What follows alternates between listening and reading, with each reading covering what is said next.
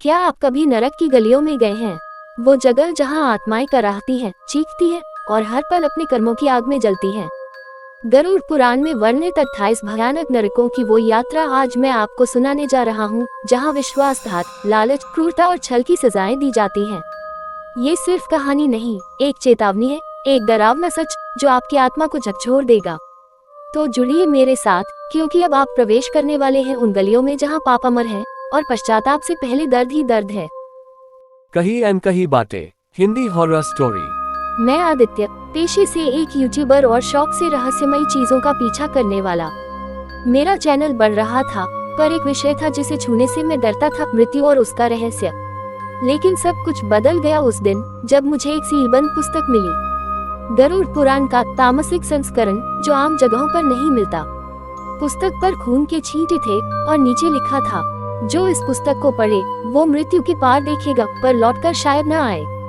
क्या ये सच है? मैंने खुद से पूछा और उसी रात उसे पढ़ना शुरू कर दिया। जैसे जैसे मैं पढ़ता गया, मेरी आंखों के सामने दृश्य आने लगे। नरक की यातनाएं, स्वर्ग की अस्थायी सुखद दुनिया। हर शब्द, हर श्लोक जैसे मेरी आत्मा को खींच रहा था। हे पापात्मा, तूने जब अपनी माँ को रोते देखा तो भी न रुका।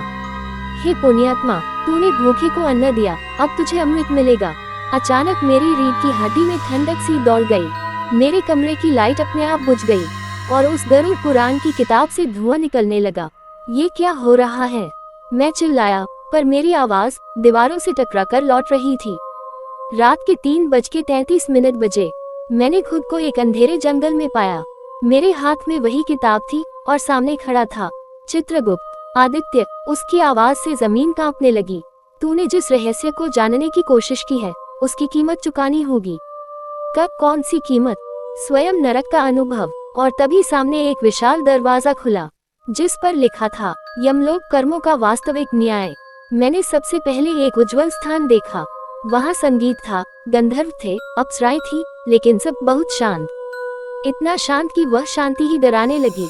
क्या यही स्वर्ग है? हाँ, एक दिव्य आत्मा बोली, पर यह स्थायी नहीं। यहाँ सिर्फ कर्मों के अनुसार सीमित समय मिलता है। और फिर मुझे धक्का देकर फेंक दिया गया एक अंधेरे कुएं में, जहाँ से कराहों की आवाजें आ रही थीं। यह नरक है आदित्य। यहाँ वो है जिन्होंने दूसरों की बहनों को छेड़ा, मंदिर में चोरी की, भूखे को ठुकराया और जिन्होंने गरुड़ पुराण को मजाक समझा। क्या मेरा भी कोई पाप है? तूने सत्य को जानने की चेष्टा की, वह पुण्य है, पर तूने कई बार अपने चैनल पर झूठे तथ्य दिखाए, ये पाप है। अब मेरे सामने एक भीषण दैत्य खड़ा था। उसके हाथ में लोहे का चिमटा था जो जलता हुआ था। इसे पकड़ और तब तक पकड़ जब तक तेरे कर्म जल न जाएं। क्या? मैंने जैसे ही उस चिमटे को पकड़ा, पूरा शरीर जलने लगा। मेरी चीखें, मेरी रगे, मेरी आत्मा सब पिघलने लगी। मुझे माफ करो, मैं चिल्लाया, गिड़गिड़ाया। मैं अब सच्चाई ही दिखाऊंगा। मैं गरुड़ पुराण का सच दुनिया तक पहुंचाऊंगा। अगली सुबह मैं अपने कमरे में था। किताब वही बंद पड़ी थी, पर मेरे हाथ पर आज भी वो चिमटे का निशान था। मेरे चैनल का पहला वीडियो उस अनुभव पर था। गरुड़ पुराण का असली दरवाजा मैंने देखा है। कमेंट्स में किसी ने लिखा, ये सब झूठ है, कोई नरक स्वर्ग नहीं होता। मैंने जवाब नहीं दिया, बस उसकी प्रोफाइल खोलकर देखा। उसका नाम था रवि श्रीवास्तव। 3 दिन बाद खबर आई, रवि श्रीवास्तव की मौत हार्ट अटैक से हुई। मरते वक्त उसकी आंखें डर से खुली हुई थीं और होंठ बुदबुदा रहे थे, मुझे मत ले जाओ। मैंने फिर से वो किताब खोली, गरुड़ पुराण का वही अलभ्य तामसिक संस्करण। जैसे ही मैं पढ़ने लगा, कमरे की हवा भारी हो गई। दीवारों से आवाजें आने लगी, तेरे कर्म तुझे ले चलेंगे, चलो चलो।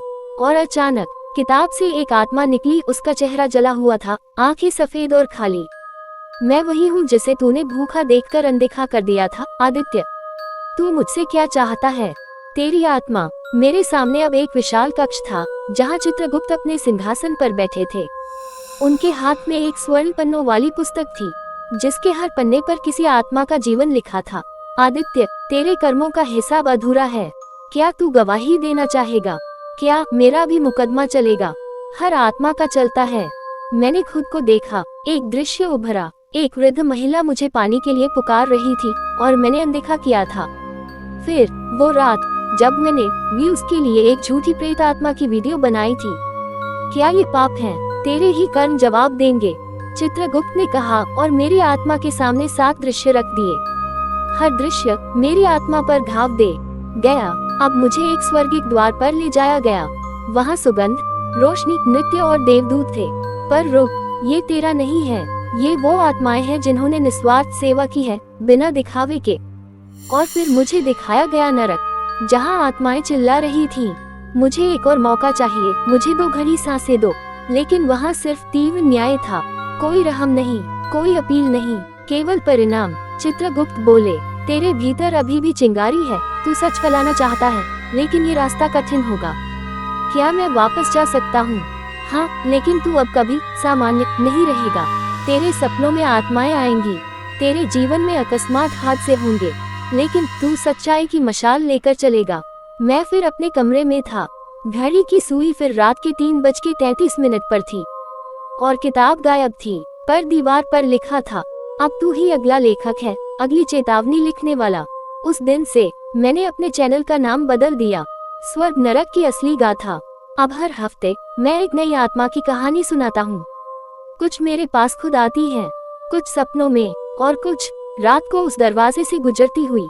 अगर तुम ये कहानी सुन रहे हो और इस वक्त रात हो, तो एक बात याद रखना, कोई तो जरूर देख रहा है, तुम्हारे कर्म, तुम्हारा व्यवहार, तुम्हारी नीयत। तू तैयार है? चित्रगुप्त की आवाज फिर गूंजी। तुझे आज वो देखना है जो सिर्फ मरे हुए देखते हैं। और तभी 2 विशाल यमदूत आए। उनके रथ में अग्नि की ज्वालाएं उठ रही थीं।